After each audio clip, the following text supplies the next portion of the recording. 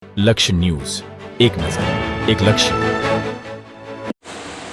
રાજ્ય સરકાર દ્વારા પ્રગતિનો પ્રવેશોત્સવ અંતર્ગત રાજકોટ જિલ્લાના ઉપલેટામાં નગર પ્રાથમિક શિક્ષણ સમિતિ દ્વારા 350થી વધુ વિદ્યાર્થી ભાઈ બહેનોને શહેરની જુદી જુદી શાળાઓમાં પ્રવેશોત્સવ કાર્યક્રમ અહીંના બાપુના બાવલા ચોકમાં આવેલ સરદાર પટેલ ટાઉન હોલ ખાતે યોજવામાં આવ્યો હતો.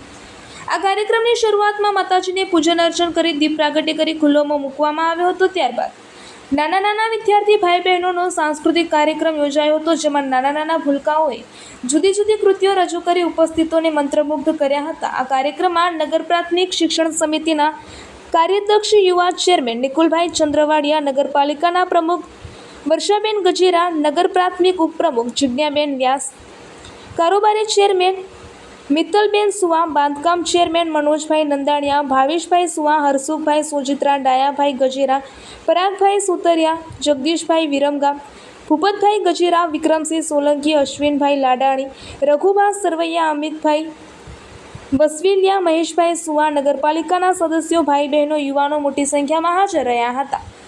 ત્યારબાદ નાના ભૂલકાઓને કુમકુમ તિલક કરી મોં મીઠું કરાવી શહેરની જુદી જુદી શાળાઓમાં પ્રવેશ આપવામાં આવ્યો હતો. આ કાર્યક્રમને સફળ બનાવવા માટે નગર પ્રાથમિક શિક્ષણ સમિતિ અને નગરપાલિકા કર્મચારીઓએ ભારે જહેમત ઉઠાવી હતી. હાલો ડન સાહેબ. હું નિકુલ ચંદ્રવાડિયા, સ્કૂલ બોર્ડના ચેરમેન. આજ રોજ અમારી નગરપાલિકા સંચાલિત પ્રાથમિક શાળાઓના વિદ્યાર્થીઓનો કાર્યક્રમ કરવામાં આવેલો હતો. તો આ તકે આશરે અંદાજિત 350 વિદ્યાર્થીઓને પ્રવેશ કરવામાં આવેલો છે. ગુજરાત સરકારના એક કાર્યક્રમના ભાગરૂપે આપણા માનનીય પ્રધાનમંત્રી નરેન્દ્ર મોદી જ્યારે ગુજરાતના મુખ્યમંત્રી હતા ત્યારથી એમને એક ઉત્સવ જેવો માહોલ બનાવેલો છે.